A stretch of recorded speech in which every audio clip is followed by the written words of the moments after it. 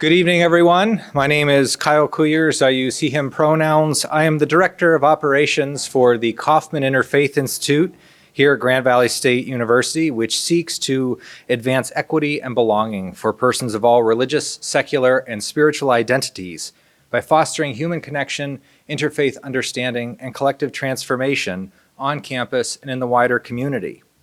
On behalf of the Kaufman Institute and the Hauenstein Center for Presidential Studies, it's my pleasure to welcome you to Justice for All, Faith Leaders and the Nonviolent Fight Against Poverty.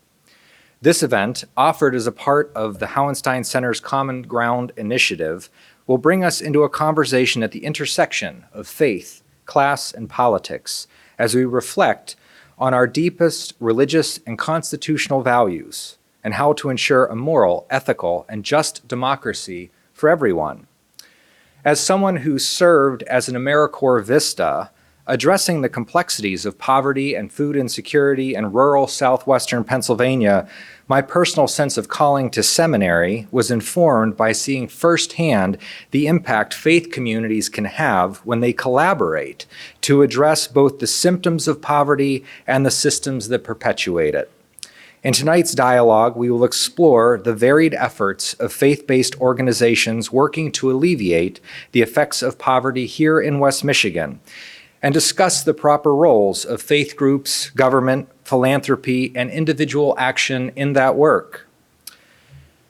We enter this conversation on poverty, recognizing that much of the economic progress and development of this nation resulted from the unpaid labor of persons of color, African and Caribbean people, as well as their descendants, who suffered the horrors of enslavement and later on dehumanization through segregation and Jim Crow laws. And we gather for this conversation through the lens of faith and spirituality, recognizing that we are on the ancestral lands of the people of the three fires, the Ojibwe, the Odawa, and the Potawatomi peoples. We are guests on their land, which has long been home to many expressions of native spiritualities and cultures that over centuries have been actively suppressed and outlawed. As we take tangible steps towards justice, we acknowledge these histories and encourage you to support specifically the Grand River Band of Odawa Indians in their ongoing efforts to secure federal recognition. And for more information on that, you can visit grandriverbands.com. May we persevere in the hope and promise of being one nation under God, indivisible with liberty and justice for all. Lastly, if I can take a brief moment for gratitude, I'd like to thank the Hauenstein Center staff for all of their hard work on tonight's program. Thank you to our three amazing speakers for being with us, for your gift of time, the wisdom that you'll share with us this evening, and your ongoing work within our community. And lastly, I want to honor and thank all of the unseen labor that makes this gathering possible. GVSU's amazing conference and events team, campus catering, Grand Valley Police Department, and our amazing custodial team, thank you for your work in preparing this beautiful space for us. And so at this time, I'd like to introduce to you a fellow from the Hauenstein Center's Peter C. Cook Leadership Academy. At each Hauenstein Center event, a CLA student is invited to share their personal reflections on leadership with our audience. And this evening, we are joined by Hannah Hosfeld. Hannah is a dedicated first-year educator and second-year fellow with the Cook Leadership Academy, where she currently serves as lead fellow. She's passionate about leadership, service, and educational equity. Hannah brings a wealth of knowledge in special education, advocacy, and community engagement to her work. She holds a Bachelor's of Science in Elementary and Special Education and is currently pursuing a Master's of Education in Autism Spectrum Disorder. In her free time, Hannah serves as president of the Michigan Council for Exceptional Children Student Board and is an active advocate through the Legislative Advocacy and Action Committee.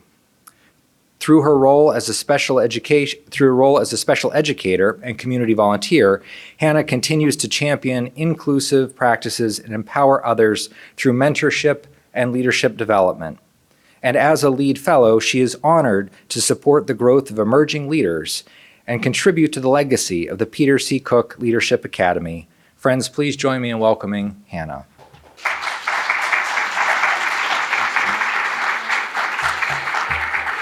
Thank you, Kyle, for that warm welcome. As Kyle mentioned, my name is Hannah Hosfeld. I'm a special education teacher and a lead fellow in the Peter C. Cook Leadership Academy. It's a true honor to be here tonight among people who, just by being in this room, show a shared commitment to a more just and compassionate world. As I reflect on my leadership journey here, I think about where it began. Not with a title, but with a responsibility. The responsibility to show up for my students, for my community, and for people whose voices often go unheard. The CLA has shaped me into a leader that understands that leadership is not about status, but it's about presence. It's about using your voice, not just to speak, but to listen. And more than anything, it's about noticing who isn't at the table and making sure that there's a seat for them. As an educator, my leadership begins in the classroom. Every day I work to shape not just successful students, but ethical and empathetic humans. Young people who are learning to lead with equity in mind and who are learning to advocate for others as fiercely as they are learning to advocate for themselves. Tonight's conversation asks us to reflect on the roles of faith, class, and poverty in fighting, and education in fighting poverty. And I believe that one of those most powerful battlegrounds is our public schools. Because poverty isn't abstract. It walks into school with our students every day. It looks like students who are struggling to focus because they're hungry. It looks like a parent that cannot make parent-teacher conferences, not for lack of investment, but because they're working beyond hard to provide for their family. It looks like big behaviors that are a result of things that are much more serious than academics. For my students with disabilities, the impact of these things is often compounded with navigating complicated healthcare systems, limited resources, and constant reminders that the world isn't always built with them in mind. I believe deeply that learning can't happen without basic needs being met. And before we talk about reading levels or test scores, we must ask, does this child feel safe? Does this child feel seen?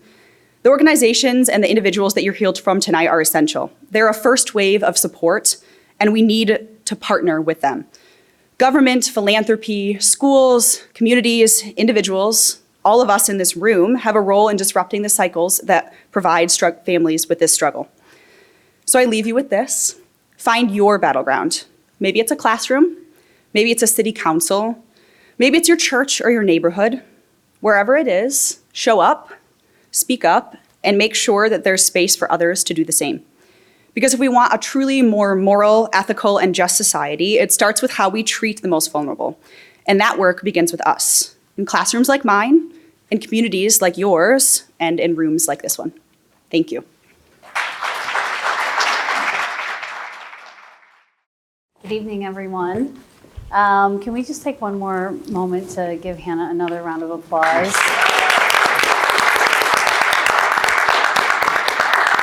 As you all know, one of our signature programs is the Peter C. Cook Leadership Academy. And every time that we have someone like Hannah on stage, we are able to tangibly see what the work that we do for that academy means for the students who are in it, but also for our community at large. And every time I see it, I tend to even get a little choked up, right? Because we see the leaders that we're putting out into our communities, and it's just a really special thing. So thanks for what you're doing, Hannah, and thanks for setting the stage so lovely for our conversation tonight. So again, as mentioned, my name is Megan Rydecki. I am pleased to serve as your director at the Hauenstein Center for Presidential Studies. And with me tonight are a few guests who I will briefly introduce, and then I will let them introduce themselves. To my left is Shannon Jammal-Hollemans, who is from the First Congregational United Church, or UCC of Lowell, sorry. Adrienne Goodstal is with North Kent Connect, and Reggie Smith is a ministry consultant with the Christian Reformed Church in North America, most recently retired from serving the Roosevelt Park Community Association, or Neighborhood Association. So thank you all for being here this evening. Thank you.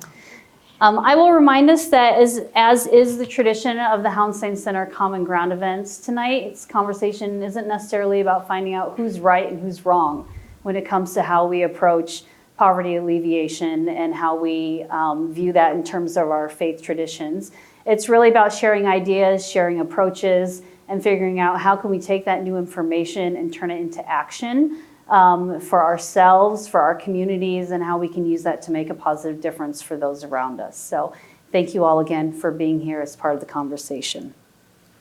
We're going to dive in, and I'm going to have each of our panelists here just share a little bit about the unique perspective that you bring to tonight's conversation. If you can share a little bit about your own personal and professional experiences and how they've shaped the way that you see the connection between your faith and poverty alleviation work. And Shannon, we'll start with you. Sure. Thanks for having me tonight. Again, my name is Shannon Jammal-Hollemans. I'm a pastor in Lowell, Michigan, but I grew up in Grand Rapids on the southeast side, and I grew up in an interfaith household. My mother is Christian. My father was a Muslim, a Shia Muslim, and so I had the privilege of seeing the world from those perspectives, and that really informed the way that I understand faith and the way I understand poverty alleviation, especially. I feel like the Christian community that I grew up, it was more suburban West Michigan, so it was more insulated from poverty. And the poverty relief efforts that I saw the church doing were mostly focused on overseas, on sending money to distant communities to do the work. Very hands-off. There wasn't a lot of hands-on work. My father grew up, he was born in the Middle East, grew up in West Africa, before coming to the United States, and grew up with very familiar with poverty. He was trafficked to West Africa because his mother couldn't afford to feed him, so she signed a contract with a man to send him there, and lived there and worked there for 10 years from the age of 13 to 23 on his own without any family to raise him. So poverty was something really close to his heart, even though once he came to West Michigan and married my mom, he had more access to privilege than he'd ever had in his life. But he never forgot where he came from. And there's this Muslim saying, if poverty were a man, I'd kill him, that my dad used to say. He was nonviolent, committed to nonviolence like most Muslims. But yeah, that was something that was important to him, because I think he was a small business owner in East Town for many years and saw just the impact, especially in the 80s and 90s, of poverty in his community there, and really had a heart for it and a desire, and that he really passed that on to me. Wonderful. Thank you. Adrienne. Hi, I'm Adrienne Goodstal. I'm the Executive Director at North Kent Connect, a social service agency that serves our neighbors that are living in poverty in Northern Kent County. I spent the last 10 years at Meltrotter Ministries, an urban ministry, working with individuals that are experiencing homelessness. When I think about what my faith and my work in alleviating poverty, it's my faith that drives me to do this work. It's really difficult work, but I wake up every day and I do it because I believe what it says in the Bible, which is to care for the marginalized and the oppressed.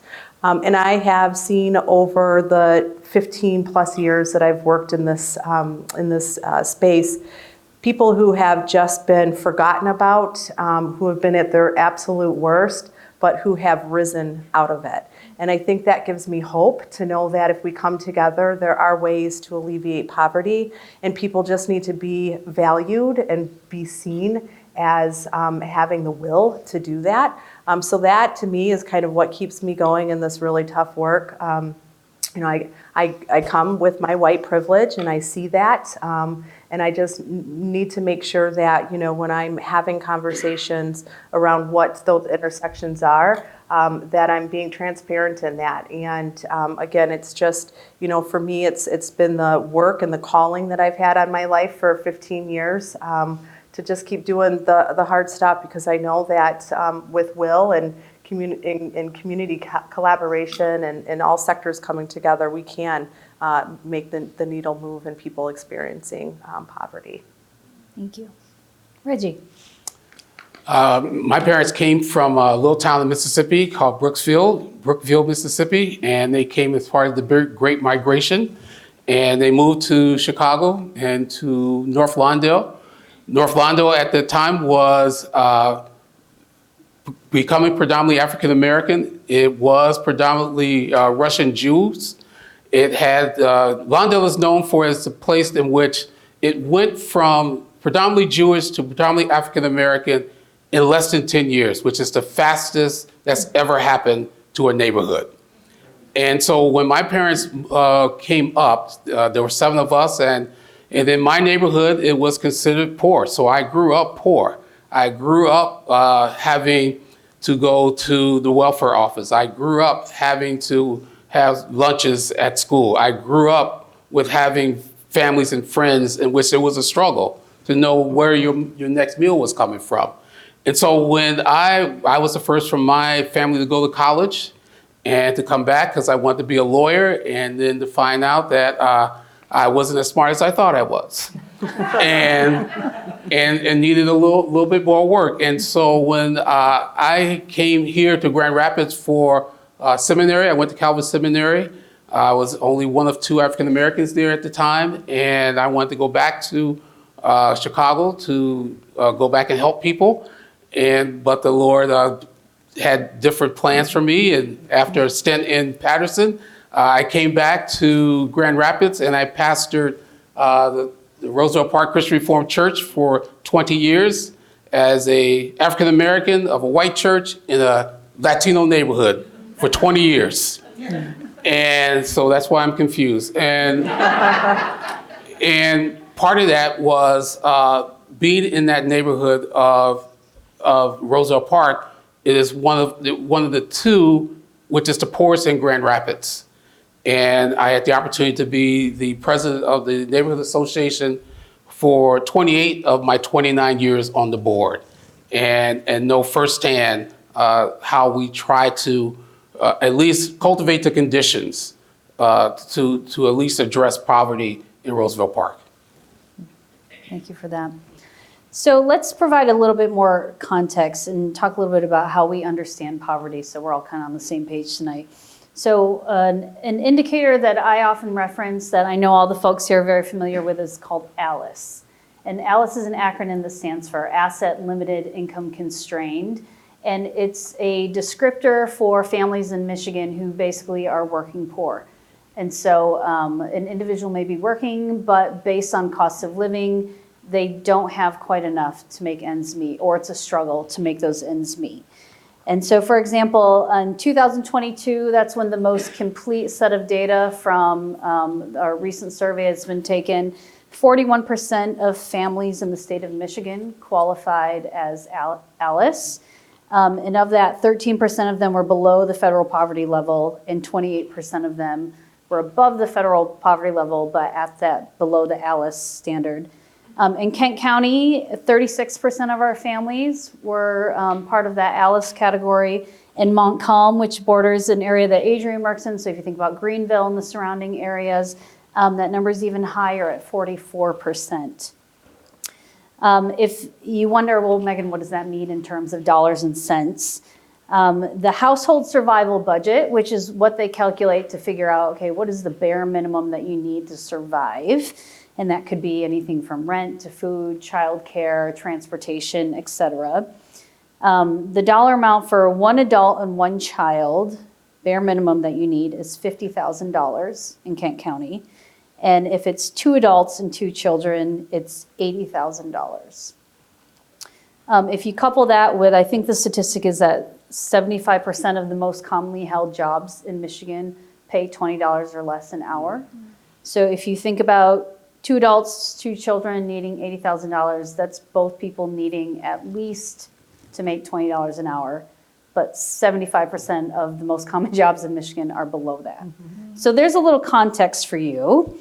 And as we think about that, let's dive in. So knowing that that's kind of the scenario, what are some of the biggest challenges for those you serve that they face?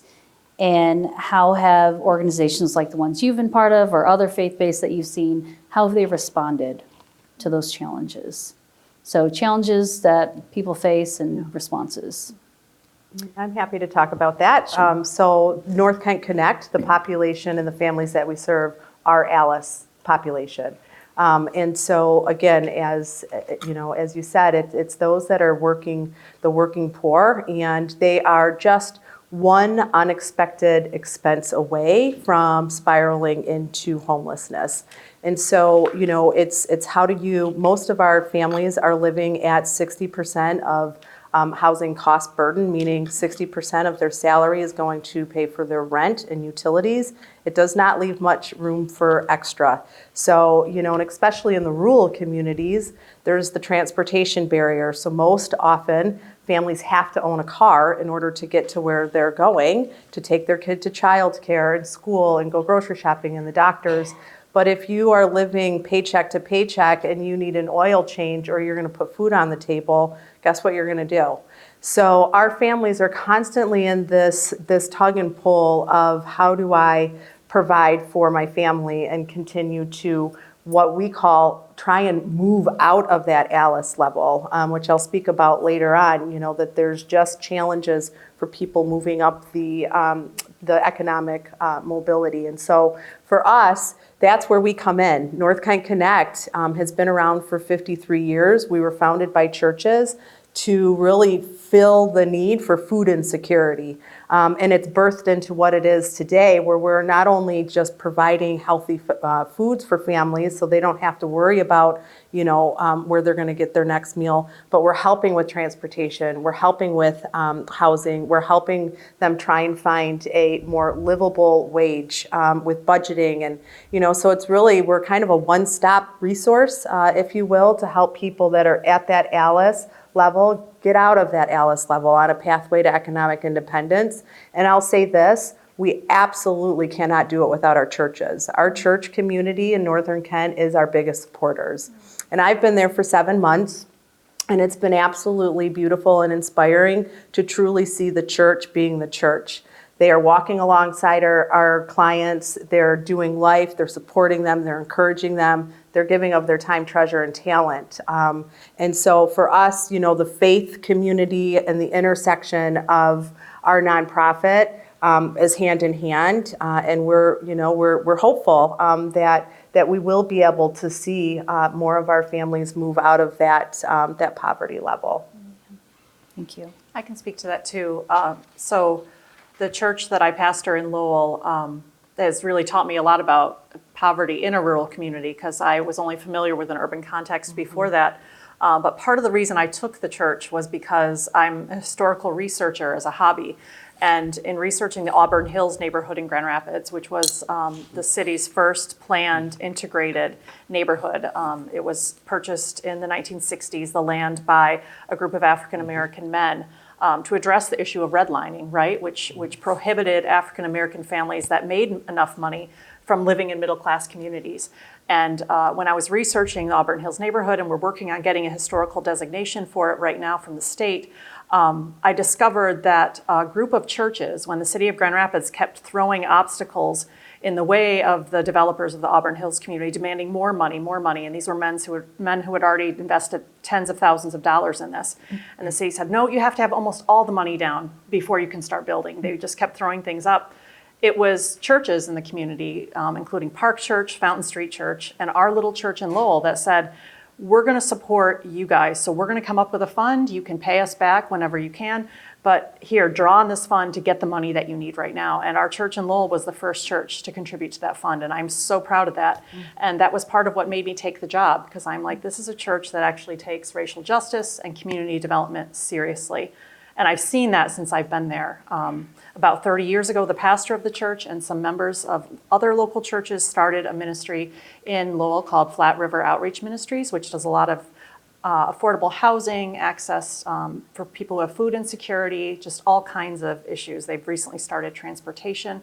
And our church has its own organization that started about 9 years ago now called Open Table, Lowell's Open Table, that feeds about 100 people every Thursday night a free meal, no conditions, no questions asked, no messaging like you have to come to church or hear a sermon. It's just a free meal. And that's usually where I am on Thursday nights, because that's where people gather to come and hang out. And it always surprises me that people come like an hour early. We serve the meal at 5, but people come at 4 not to grab a table, but just to hang out with each other. Like, we give people a place for community. And I think that's dignifying, that respects the humanity of people, and it gives them a sense of pride, like, this is our place too, and we're accepted here without any preconditions or anything like that. That's wonderful. And now I have to apologize for hosting a Thursday event. Sorry, Shannon, and to your constituents. Reggie, how about you? What kind of challenges have you seen in the neighborhoods that you've worked in the past? At Roosevelt Park, it's the thing that really hit me when I first moved there was that the only book that was in people's houses was the phone book. And if you think about that, the average middle class house has at least 20 to 30 books in their house. And when a little kid by the name of Alikio came to the neighborhood association and asked little Mary Angelo Did she have an atlas? Because he needed to do his homework at Hall School, which is right across the street. And she didn't. And that became the impetus for building our own library. But at first, we asked the Kent Library District to build us one. And they politely told us no. And we say, okay, then it means for us to do that ourselves. And through philanthropy and through Christians who were a part of that neighborhood association board, we built our own library. Because we weren't gonna wait for nobody else to do it for us. And now that kid Alikio is a college grad. And those are the kind of challenges when we think about education and that we meet those critical basic things, but also that we have to think about how does education become a justice issue? And that justice has to have something to do about can a kid get adequate education to be able to have a vision, as Adrienne and Shannon has already talked about, of moving beyond where they're at. Sir, would you maybe expound on that a little bit more? Faith traditions often emphasize both charity and justice. Charity addressing immediate needs, food, books, transportation, justice seeking to change structures that create those needs in the first place. In your view, are faith communities too focused on one side or the other? How do we strike the right balance between charity and justice? We love hanging out on the margins, don't we? We like choosing one or the other. When it's actually, when we think about, we can't just have binary answers because that traps us. And it means that we have to go either one way or the other. But rather, how do we think about a third way? A third way in which both of those things are working in tandem with one another. And so when the Neighborhood Association found out that there was extra money available after the millage in the early 2000s, and Hall School needed to be redone because it was over 75 years old, it was overcrowded, we were sending our kids out of the neighborhood to go to other schools. And so we sought the governor and the city to say, why don't you give that 11 million that is left from the millage to us? And we had to fight to get that millage in order for Cesar Chavez School to be built. And so it's really doing both of those things at the same time. It's not either or. And when we try to think of ways that it goes beyond binary, we can actually come up with some more imaginative ways in which to do and to answer that question. Yeah. Shannon or Adrienne, other thoughts on justice versus charity? Yeah, I think of it in three ways usually. Ministries of mercy and relief, which are to meet the immediate needs, as long as advocacy and justice focus. But in between, there is that community development piece, right, which I know Reggie is really familiar with. And I think that's a lot of what North Kent Connect does, which is investing in communities in ways that develop both organizations, businesses, for long-term goals, so that it's not just one shot here and it's not just talking to Congress.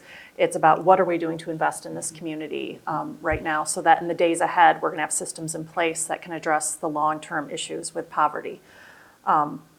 Personally, I worked in social justice for many years and did a lot of political advocacy. So I tend to lean toward the political advocacy piece because that's really where my heart is. I think it was Dietrich Bonhoeffer, who died 80 years ago this week. He was murdered by Nazi regime in Germany. He was a Lutheran pastor. And he said, you know, it's one thing to lift up the wheel of oppression off of people. It's another thing to just take the spoke out, throw a spoke in the wheel to stop it altogether, right? So it stops oppressing people so that injustice is no longer occurring. And I think for me, I really like to focus on the systemic pieces because I feel like as much as we are gifted with things, as much as we pull ourselves by our bootstraps, there are still systems in place that really we have to work to address the systemic issues, or we're just going to keep having to do these ministries to meet immediate needs and for relief.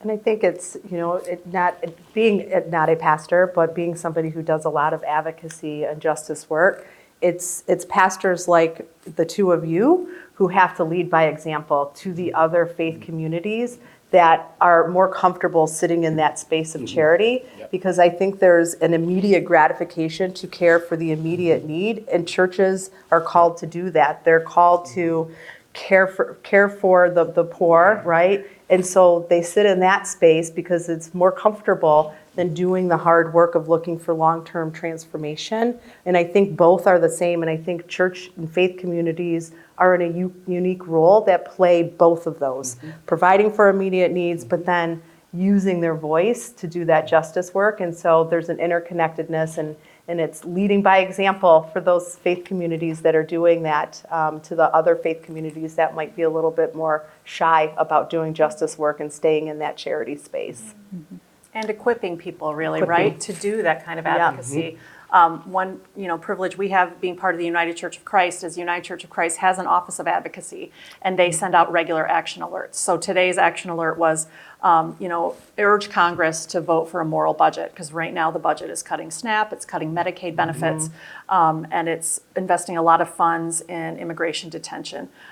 So they're saying if you're a person of faith in the United Church of Christ, call your representative, email your representative, and let them know this is not okay. And so that's something I'm passing on to my congregation tomorrow. And I think sometimes as pastors, we can be a little bit afraid, or leaders of any organization, we can be afraid of speaking out because we're like, oh, are people going to be offended? But I think we're past that. It's the time for courage where we just need to speak up and speak out and say people's lives are at stake here.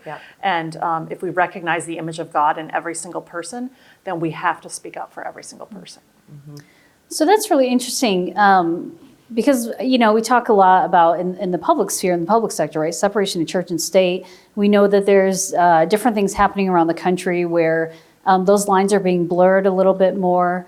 I think there were stories from our community about pastors preaching from the pulpit about who to vote for this last year, which is interesting, certainly.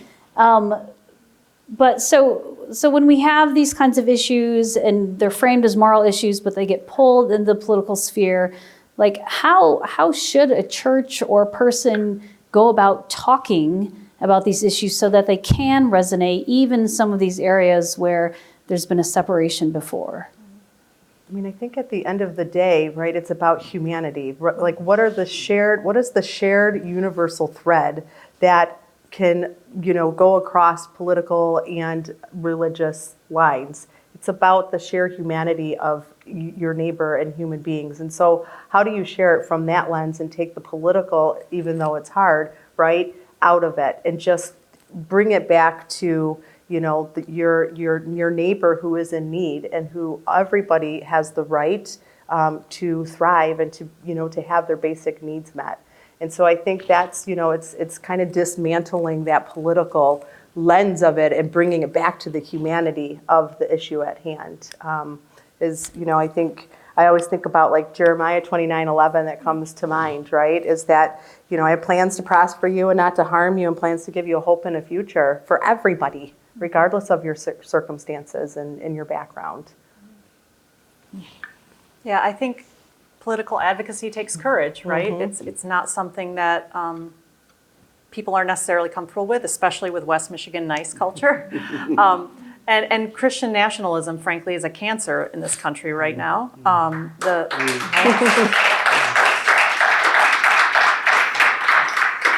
And as Christians or people of faith, we should be the most offended by that, by people hijacking and using it for corruption, for power, for control. That is not what Christ was about at all, not the Christ that I follow. It's about serving others, protecting those who are vulnerable, lifting up the marginalized, oppressed, and centering them, because that is what Christ consistently did. I think that's what the Quran teaches. That's what the Torah teaches.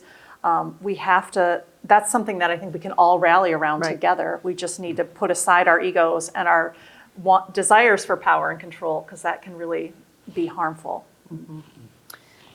So the phrase liberty and justice for all, and I think Kyle even referenced that, is central to our American ideals. What do you see as the biggest barriers to achieving true justice for all, particularly in economic terms? Reggie, you had mentioned education. Do you see that as the biggest barrier? What else is out there that keeps us from achieving economic justice? Folk need money.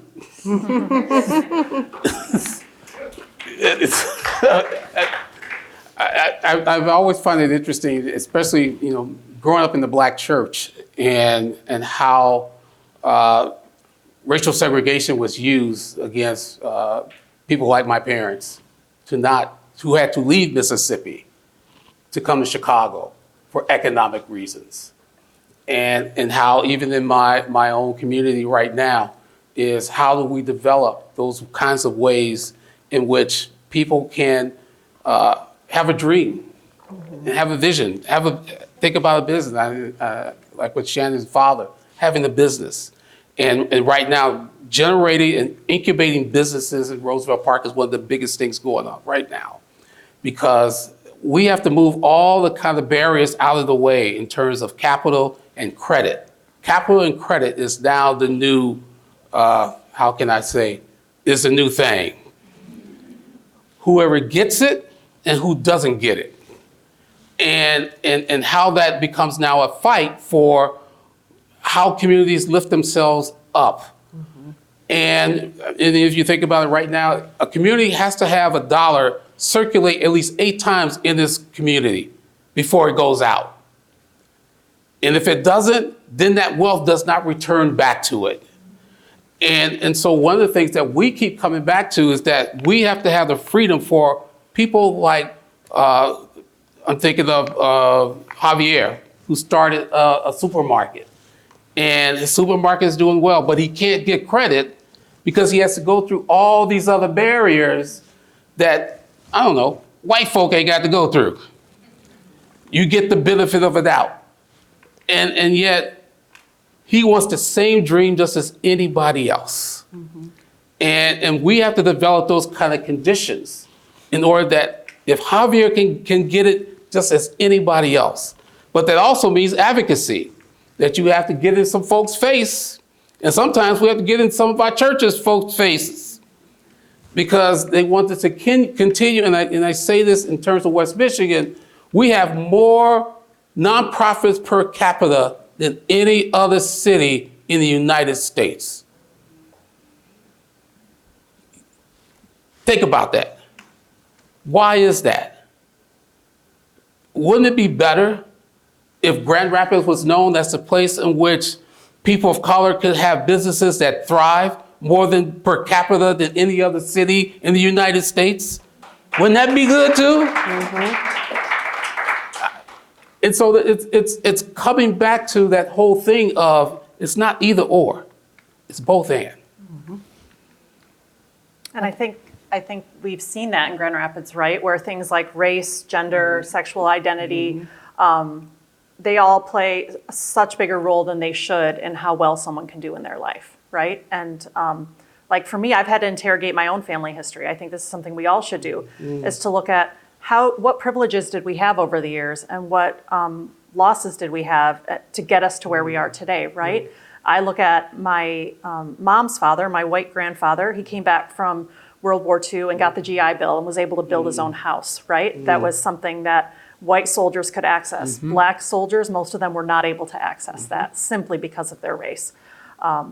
And so I see that privilege that was able to be leveraged in my family. My grandfather owned a business, so when my dad came here, married my mother, he was able to get a small business loan. He was able to borrow money from my grandfather to buy the building in Easttown where he had his business, right? And so my dad was able to run a business in a black community where black people could not run a business successfully for many years because banks in this community especially have a reputation for saying they'll lend to African Americans and then pulling the loans or not lending to African Americans at all. And those are the issues that need to be addressed if we're going to move forward, right? Because that should not be the case. We all should have that equal opportunity with liberty and justice for all, but I think it remains an ideal and not something that we're seeing lived out. Adrienne, anything to add about Yeah, barriers? I mean, that was my, it's that mobility of economic mobility and the awarded to have your own home and assets. And so they've said it all. Yeah. Yeah, that's great. Thank you. So let's turn the corner a little bit and talk about, you all are boots on the ground doing things here. What efforts have you seen in West Michigan that are working? What gives you hope about addressing poverty and where we need to go. You shared some examples from your own organizations, but what's giving you hope about things you're seeing in West Michigan? One big issue in our community is affordable housing. I think you addressed this as well. I think the average home price, I don't know if it's in Lowell or Kent County, but is $450,000, which is really high, and most people will never have access to getting a home for that much. So the Flat River Outreach Ministry that was started in Lowell 30 years ago by the pastor of our church and other members of the community, they've addressed things like food insecurity over the years, transportation, and now are addressing affordable housing. And they're building 17 units of affordable housing in Lowell. They've asked the churches in the community to partner with them in this, and the youth group from our church is committed to raising $2,500 so they can buy the appliances for one of those units, which is really cool. And I think we all have to take ownership in, okay, this is an issue in our community, how can we work to address it? And I love it that our kids are like, let's do this together. This is how we can address this. Yeah, and I think similar to that, I think, for me over the years, I've really seen a deepening in collaboration across all sectors, private and public and nonprofits and businesses and faith communities really coming together because they recognize that the work is very difficult and we're never going to move the needle if we do it in silos. And I've been doing this work and at many, many tables for 17 years. And I will say that West Michigan has the ability to really change the trajectory of poverty. And it's the will. And I think that over the last couple of years, I have seen this deepening, and it's encouraging to see that. It's not the nonprofit's problem or the church's problem. People are coming together to use their resources. And the other piece of that too is I think that we're really finally operating from rich data in our community to truly know what is the gap and what are the needs that we have and how can we use that data to start making informed decisions and strategic plans on how to move forward. And funders want to see that too. What are we asking the funders to help support? And so I'm encouraged by that. And for Northern Kent, we're kind of this island on our own that often gets forgotten about when we're having these large conversations around affordable housing and transportation. We're concentrated on the urban core, and all of the neighbors in the north are, not at the table. And so we've seen a lot of synergy with businesses to say, we've got to make sure that affordable housing, when we're talking about that, we're looking at Northern Kent as well. So it's encouraging. Yeah. Much work to do still, but encouraging. Yeah. At Roosevelt Park, we have factory yards that's going to be coming up in 3 phases, and that's about 474 units, which used to be the Okila brass, McInerney's metal, and on Godfrey. And part of what the neighborhood association does is that it has an area-specific plan, and that area-specific plan means that a developer cannot come into our neighborhood without talking to us first. And because of that, developers have to come to us and say, what are you going to do in order to have affordable housing in your development? And in our conversations with factory yards, they said that they will put together at least 10 to 12% of the units will be for those who fit in that AMR, that they can live there. And they will not be ghettoized, that they be in a certain section of the building, but they will be scattered throughout the building so that they are just not this section of the poor that's in the building, but spread out through the entire building. And factory yards was one of kind of the first ones who said, we're for that, because they were going to get away with it anyway. But I think there's something that neighborhoods can do, especially in terms of Grand Rapids, is an area-specific plan says that this is the way this community wants to form itself and how it wants to build its future. And because we did that, we've now gotten to a place where the residents of my neighborhood feel like they have a say. They feel like they have power. And one of the things that we don't talk about in West Michigan, power. Yet it's one of the big themes in the Bible. Jesus talks a lot about power. God talks a lot about power. talks a lot about power, about how the early church is supposed to conduct itself, about how do you share power and how do you give away power. The power should not just be for a selected few. Mm-hmm. It should be for the flourishing of all of God's people, that all will have what they have in need of, regardless of where their station is in life. I think it's interesting that you say, and I'm encouraged to hear that these developers came to Roosevelt Park Association because in my experience, that is where we're falling short still, is making sure that those with lived experience that are going to be directly impacted not only have a seat at the table, but have a voice at the table where decisions are being made. And I think that, again, it's that power dynamic.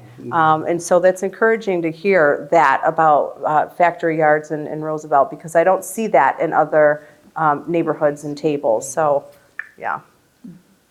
Well, and it bears saying, right, that as much as we see hopeful things, it's important to study the past to know how not to repeat mistakes. Correct. So while we're encouraged by things that are happening, examples of things where maybe we failed in the past or currently that we think we need to be improving upon. Yeah, one of the, I've seen in my work, when I worked at Mel Trotter Ministries, is the failure around permanent supportive housing. And so permanent supportive housing is for individuals who have significant mental health and substance use and a disability and are chronic homeless. And so they require much more support and wraparound services. And so, back in like 1982 to the 90s, we built all of these massive permanent supportive housing units, all concentrated poverty down in the Hartside neighborhood. And what we did was we kind of put a little Band-Aid on it by saying, well, we'll have some wraparound services, some mental health, maybe case management. And when the funding got pulled from Network 180 back in 2015, all of those services got taken out of those permanent supportive housing units, basically leaving the most vulnerable in our community left to just falter. And most of them ended up back out on the streets. And so, I think we just need to your point, learn from our mistakes and what is it that we know that we need to do to make sure that our most vulnerable in our community are successful. And so I think that was a huge failure, and it concentrated poverty, and it just perpetuated people from cycling in and out of homelessness for many, many years, which is trauma. Adrienne, can you speak a little bit more to that? I think there's some people who believe that people who fall into poverty, right, that it's either a result of systemic forces or it's just a lot of bad choices that person made. And can you talk a little bit more about your experience and how you've seen that? I mean, I cannot tell you how many times I've found myself in spaces fighting the narrative of if they just picked themselves up by their bootstraps, or if they just got a job, or if they just made better life decisions, they wouldn't find themselves in the situation. And while, yes, decisions can lead to poverty and, and like homelessness, most often not. It's the systemic barriers that are against them that is never going to allow them to escape that. And many people who find themselves, in like chronic homelessness, it's because of significant mental health, and the system has failed them. There is not enough mental health supports. There's not enough health care. And so the systems that are put in place are failing people. Even if they were making the right decisions and their own personal efforts, they find themselves stuck. And so I think that it's there's complexity to that. I think there's the truth lies somewhere in between, but it isn't about poor decisions that people are making. It's often, when you pull back the curtain, it's the systems that are in place that are keeping people where they're at. And I've seen that in the church as well. I've seen a lot of efforts to try and address issues in very targeted, focused ways, but not with an intersectional understanding of the actual issue, which is power, as Reggie said. So they want to look at race, or they want to look at gender, but they're not looking at them together. They're not looking at sexual identity and gender identity and how that impacts it, right? Like, we have to consider all these things, because all of these things are factors, and you can't just compartmentalize them into different issues, because it is all connected.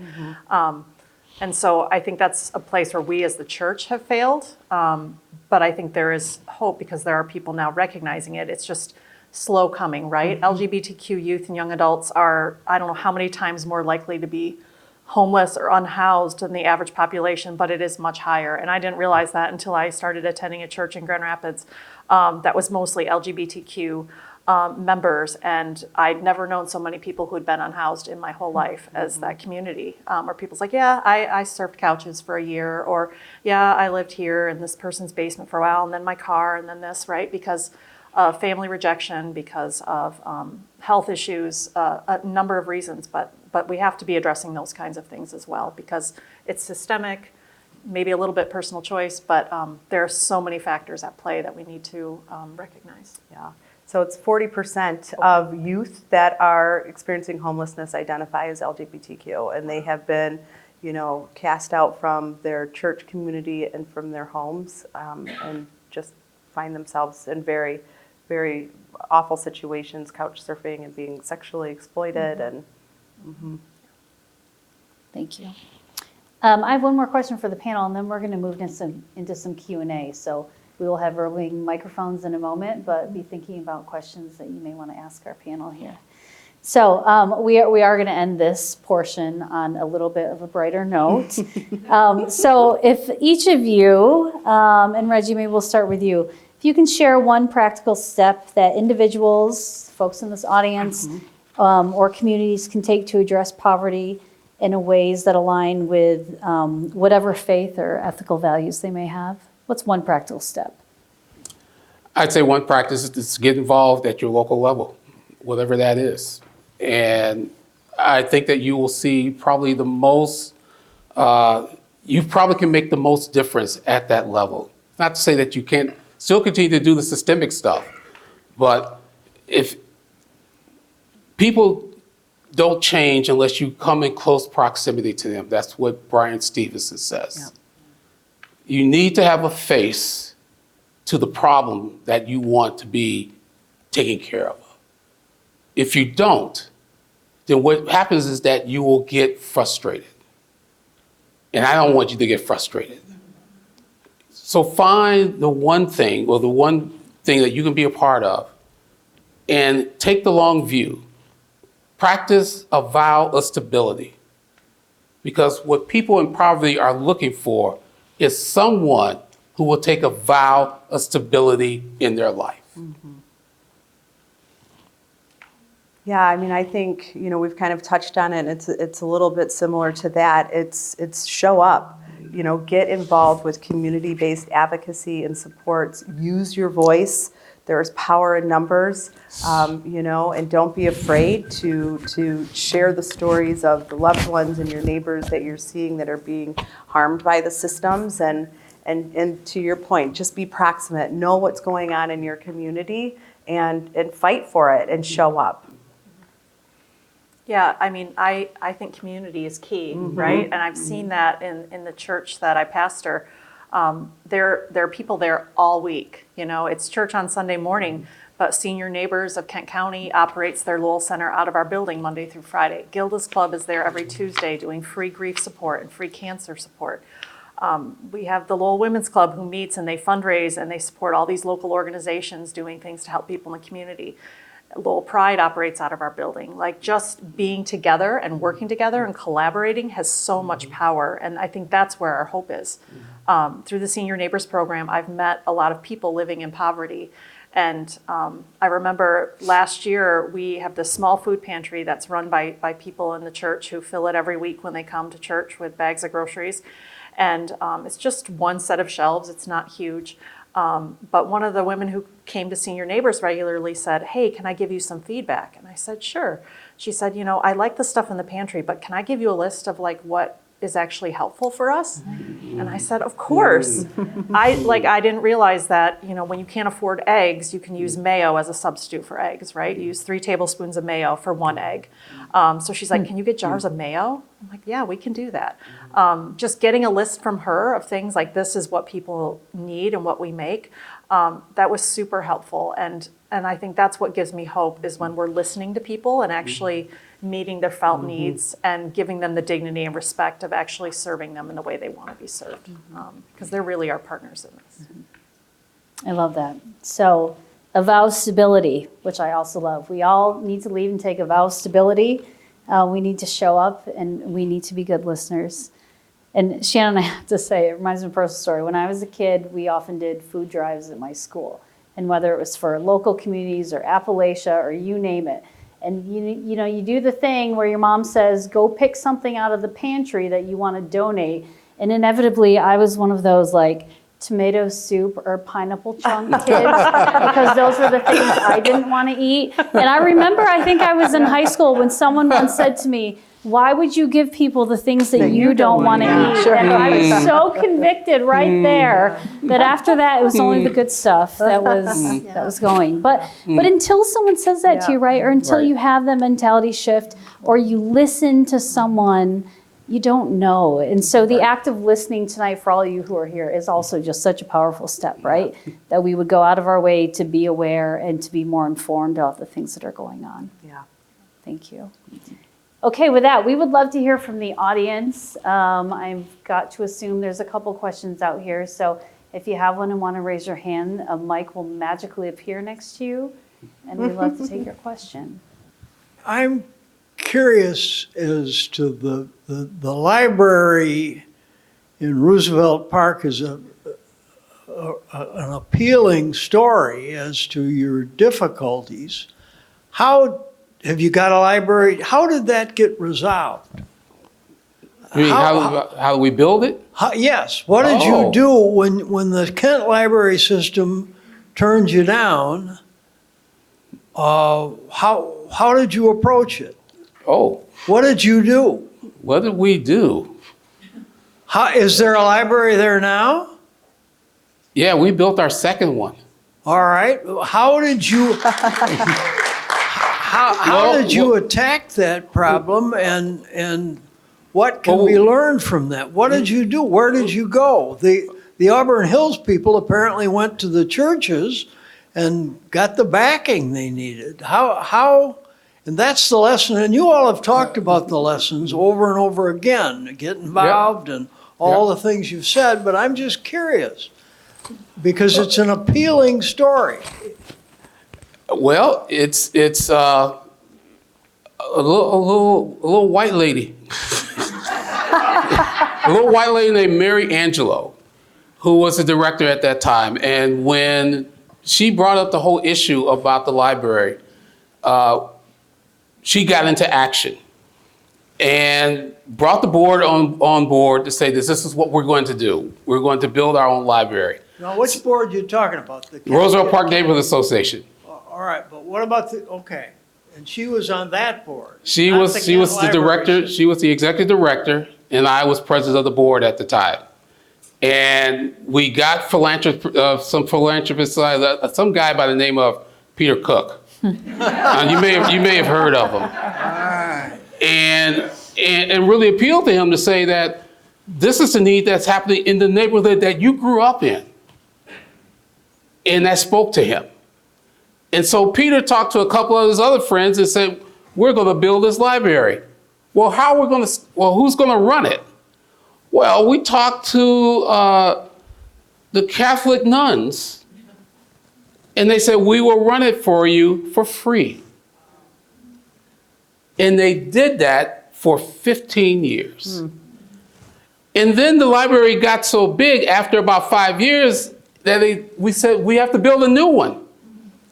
And so we ended up building a new one about 2 blocks away from where the original one was. And we ended up doubling our space. And now that place has probably have more kids in there than any other place after school. It is simply because there was a need that needed to be met. And it gave a vision that, again, what I said, that now most of those kids have books in their homes. Mark Twain was right. Travel makes the world bigger. And you travel if you got a book. And the church is a place that started universities. I'm just saying. Thanks, Reggie. Other questions? May I just, okay. I think Bree has one. Oh, sorry, go ahead, Karen. I do. I'm just so pleased to be hearing about these faith-based ministries and what you're doing. And I know that our church is a downtown church, and we have Dégagé is right near to us. Mm-hmm. And I'm wondering, there are Dégagé coupons that we can all get. Is something like that helpful? You know, I'm stopping always where I live is downtown, and there's always somebody that is homeless, that is needing help. And if I run out of Dégagé things, I'm sorry, but is something like that, I mean, spreading the word about all of that sort of thing, that those things are helpful? Absolutely. And also, we have a spa day, like one day every month, and it's for haircuts, and it's for pedicures, and it's just for a lot of things. Calvin brings nurses there to do it. Do you hear about all these things that are happening? Do you have a good way of knowing? I mean, you're doing so much in Lowell, and you're doing a lot in the Rockford area. Do you have a good kind of collaboration and hear about all these sorts of things that are available and in our area? I mean, I'm thrilled to know that the churches are really fundamental. Absolutely. In all Yeah, of this. I know what church you attend, because we were very involved with the spa day. And you know, I think that it just really, it shows an individual that they have worth and value, right? That because of their circumstance doesn't mean that they don't want their hair cut or their feet pedicured, right? And it's a beautiful thing that your church has been doing for decades. And so, yes, I know firsthand the feedback that I've received from the women at Dégagé and the women at Meltrotter, that they look forward to that event. And the Dégagé dollars are great. We get that, asked that often. What do we do when somebody's panhandling, right? I mean, that's the question. My very first response is look them in the eye and see them as a human being. And, you know, I think that you have to do what your heart calls you to do. If you feel called to give money, give money. If you feel called to give Dégagé dollars, give Dégagé dollars. The easiest and you can always have in your car, depending on the weather, hand warmers, right? Socks. You can give those items out. In the summertime, you can have cooling wraps. You can have bottles of water, right? But the most important thing is to see the individual as a human being. And so, yes, to answer your question, just, you know, the services that your church offers is very well received. And I think that Dégagé dollars is a great way to be able to have something in your pocket when you're out in the community and you see somebody in need. Yeah. Hi, thank you for being here. It's been really lovely to hear all of you speak on this topic. So what I wanted to ask about is, at the beginning of this talk, we talked about the fact that there are these poverty markers that you termed ALICE. And then we talked about some statistics in which, you know, there's a certain proportion of families in Michigan who live below the poverty line. But then there's an even greater proportion of these people who are experiencing these ALICE markers. So I guess my question is, do you think that that's a barrier in this fight, that there are people who are struggling but who by technicality are not experiencing poverty? I can answer that. And so, yeah, so what you're referring to is called the benefits cliff. And so what that means is that is an individual or a household that makes just a little bit too much money, or they're right at that level of making too much money to where they don't qualify for resources. So then they fall off of this benefits cliff. So what happens is it ends up keeping people in poverty, because while they may have the desire to go and make $2 an hour more, that $2 an hour more is going to make them ineligible for the resources that they have, which is more to them than the $2 more. So they choose to then just stay in that ALICE level because they don't want to lose the benefits that are available. It's where the system's broken.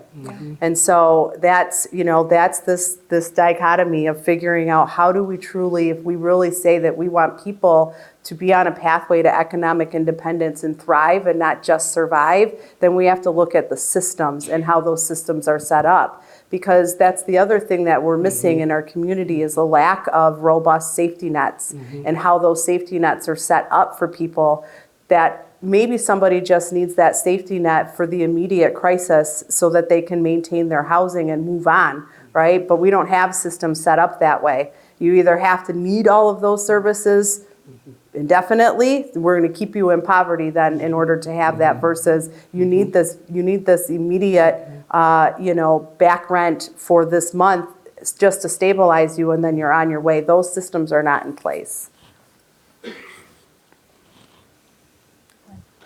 As someone who isn't religious, do you have any tips to better cultivate that sense of community that you guys are trying to foster?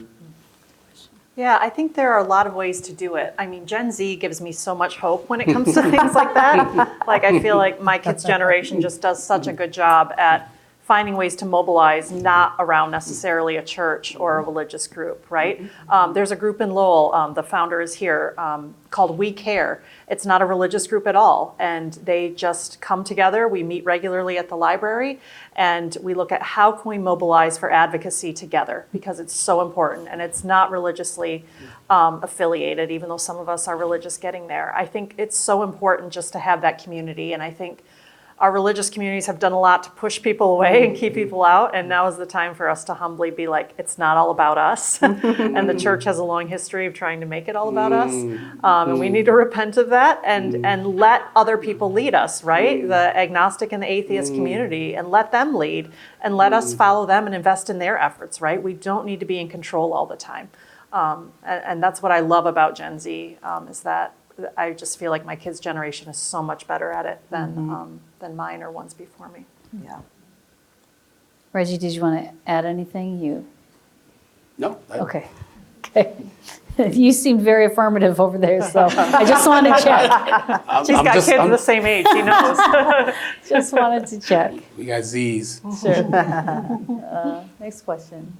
I have a question about Together West Michigan. Are you familiar with the work that they're doing? And one of the things that was identified in the greater Grand Rapids area was childcare, especially for the poor. Can you speak to that? Yeah, I mean, I think that that's a huge barrier. People who are making decent income have to have that conversation of, do we have both parents working, or does one stay home? And do we have they might have the luxury of staying home, right? Where our families, they don't have two parents in the household and they're working two jobs. And so childcare is absolutely one of the biggest barriers, that and transportation, quite honestly. And so there is a lot of work that's being done at the state level and a lot of advocacy and reform. Governor Whitmer has put a lot of money into developing child care as more of a profession, which I think that's the thing too. When COVID hit, a lot of those smaller, like mom and pop child care facilities closed down. And so those were the ones that were affordable. And so, again, we're trying to make it more of a profession where people see that as a business that they want to start. So there's work. Again, there is advocacy and legislation, and there is work being done around childcare, but it is still just one of the biggest barriers for our families, especially. Shameless plug, there's a really cool project that's going to be happening at the Rapid Central Station, where a child care facility is actually going to be built at the bus station. So individuals who take the bus and normally would transfer there, they'll be able to take their children, put them in a qualified child care facility, and then travel on their way. So, see, it's innovation. Very exciting. We have to think innovatively about meeting these needs. So that's really cool. Yeah.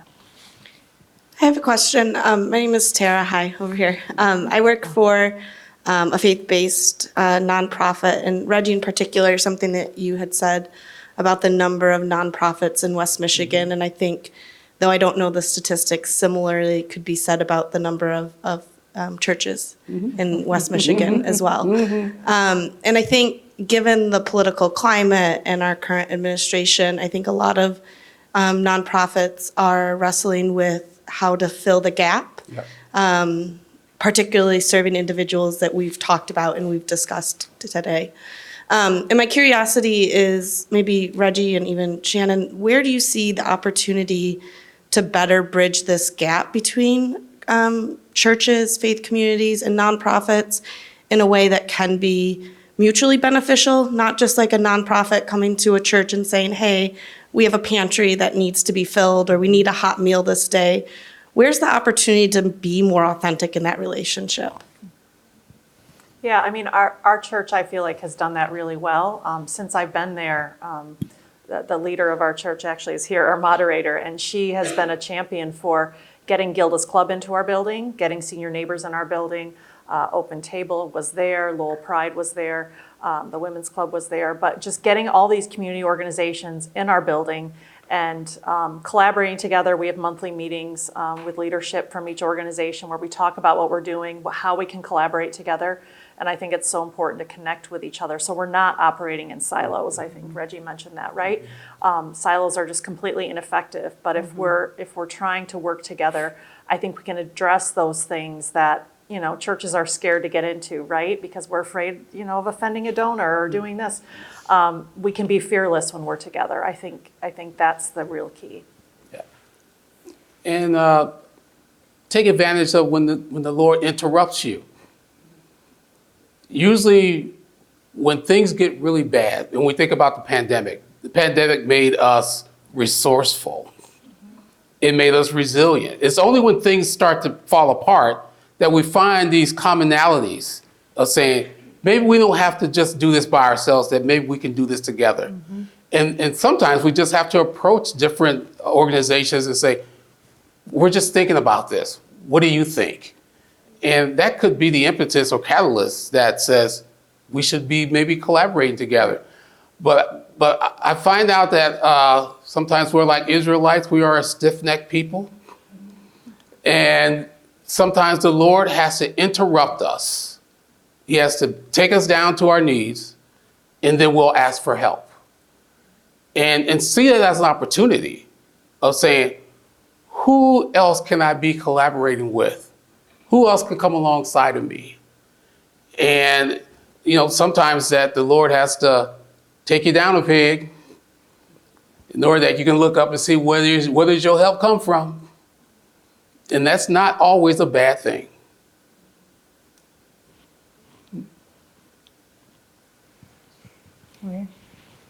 Hi, so I had a quick question for all of you all. So I wanted to know, has there ever been a time or a moment where you felt like you wanted to give up due to a lot of complications that's going on in the real world? Because you all are like really making a lot of change, and I do want to say thank you for what you all have spoken on today. Lord have mercy. What day of the week? Which 12 you want to hear?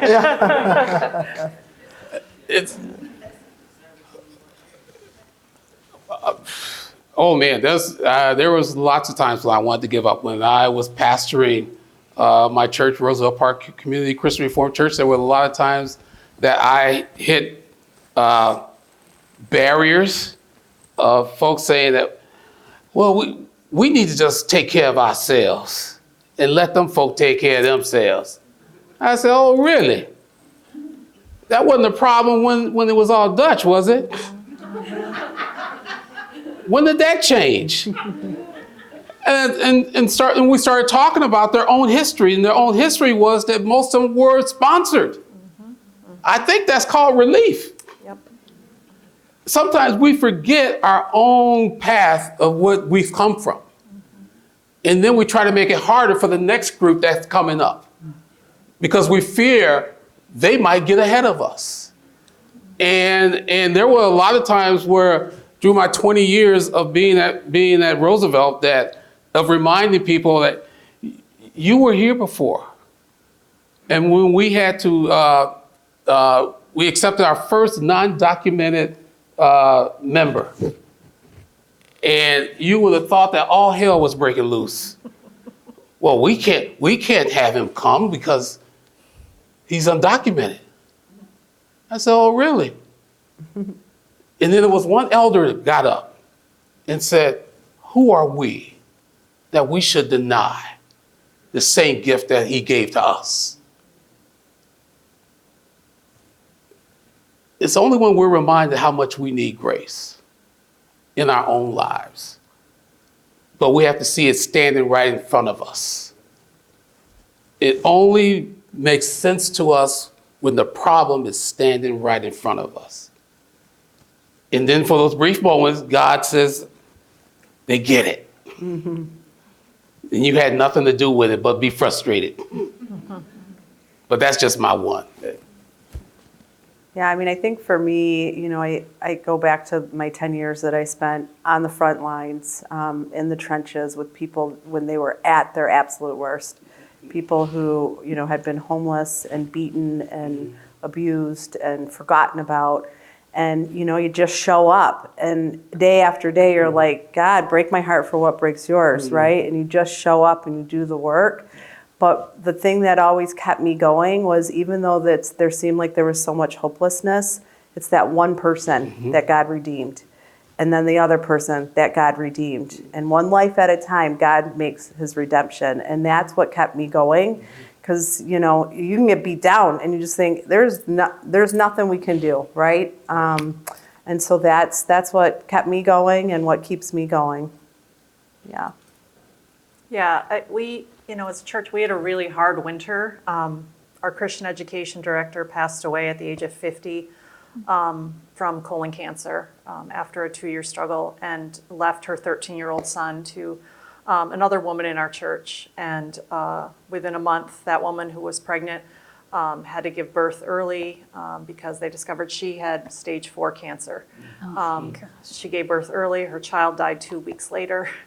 And then, she's had treatment and since doing much better. But that was where I was like, God, why? Mm-hmm. This makes no sense, grief upon grief. And it's something I think we all struggled with. But in that, I saw hope in that woman's husband, the woman who had the cancer and got the 13-year-old, and the way he cared for that child like it was his own, mm-hmm. and took him along with him through the whole process from the baby's birth to the baby's death. I was like, I have never seen God more clearly reflected than in this man, and how he's handled his grief and how he's loved this child who's not his. And it's things like that have to give me hope in really bleak, horrible situations, you know, that we can still come around each other and still support each other and love each other, and it's not going to make sense, but we just have to be there for each other. Amen. Yeah, good question. Next question.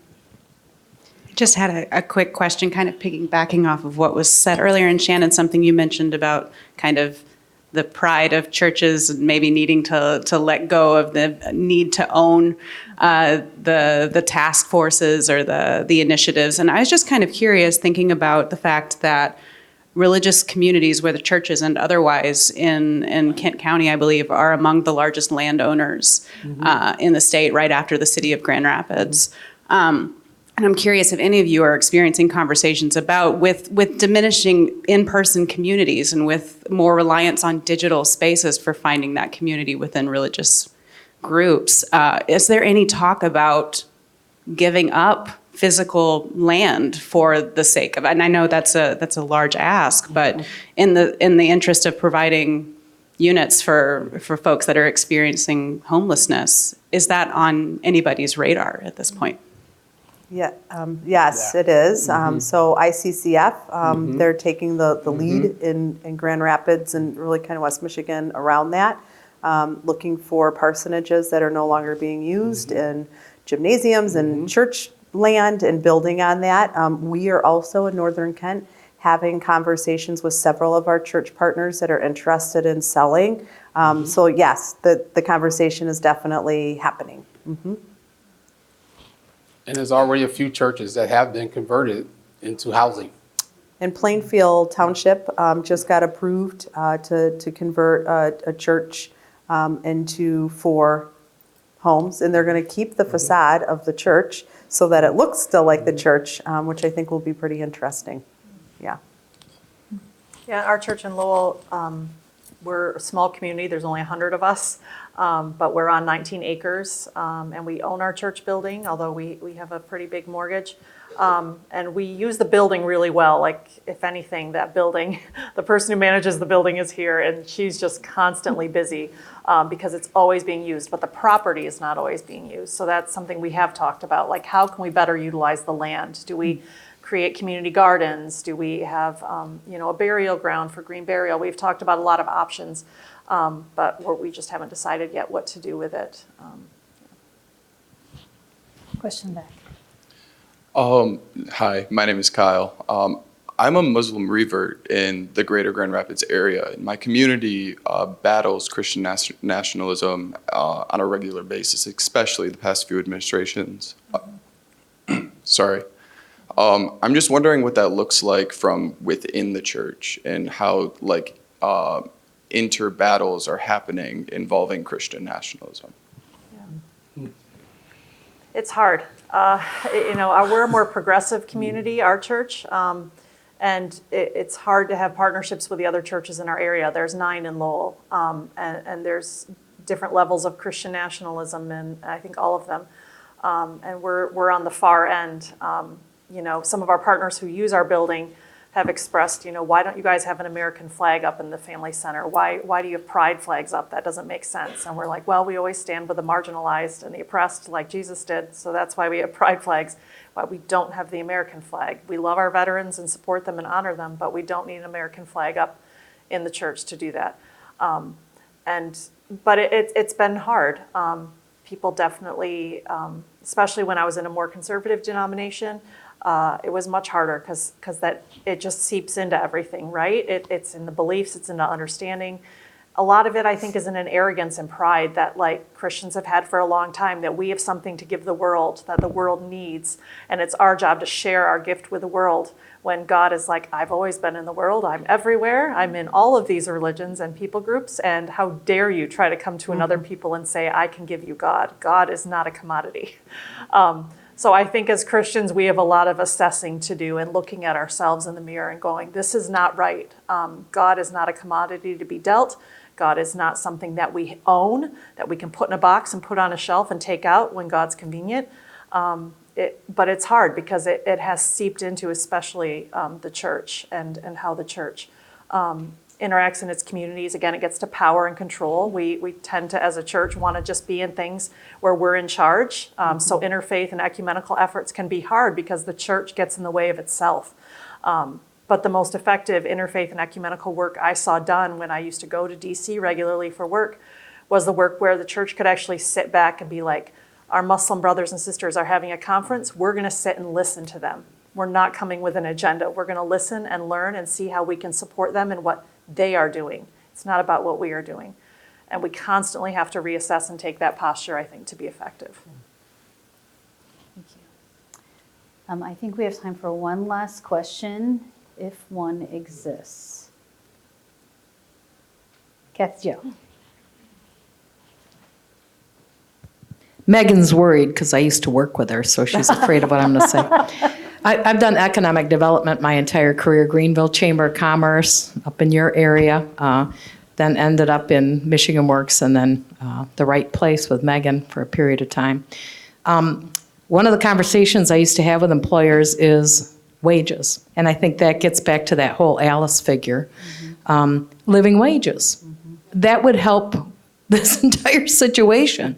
And we would have those conversations, show the data, the fact that the revolving door for employees is no good for anyone, including the business, and just simply paying a couple more bucks an hour makes a big difference.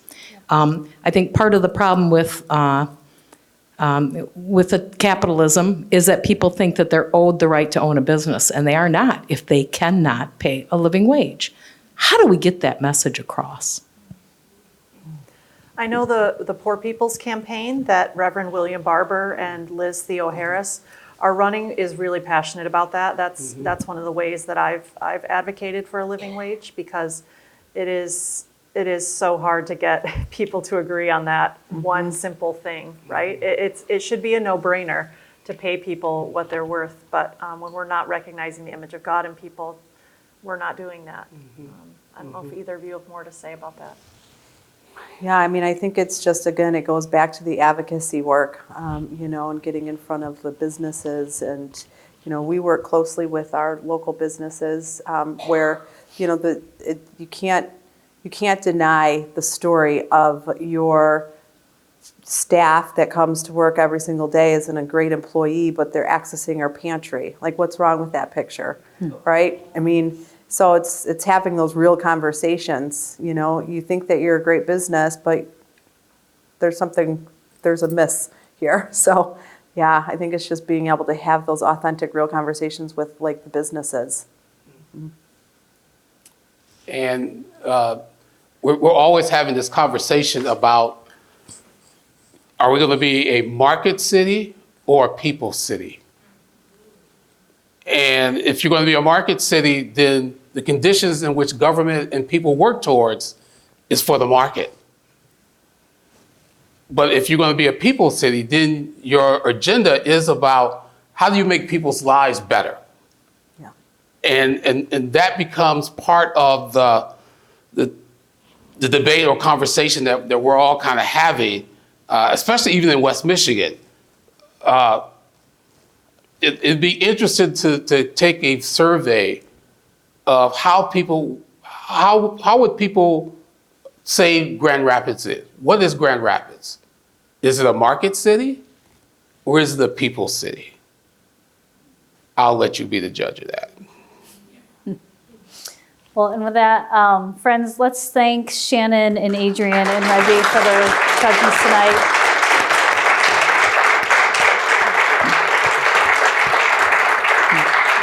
Thanks so much. I also want to extend my gratitude to Kyle and our colleagues at the Kaufman Interfaith Institute for partnering with us on this conversation. Thank you to all of you. This is actually our last public program for the academic year. It's been a really lovely season, uniting under the theme of E Pluribus Unum. We hope you've enjoyed it, but we will look forward to seeing you back this fall. We already have a first program sort of on the books and ready to go. September 3rd, we'll be having historian Garrett Graff. We'll be talking about World War II, and that'll be part of the Greatest Generation celebration that's going to be taking place Labor Day week of this coming September, so keep that in mind.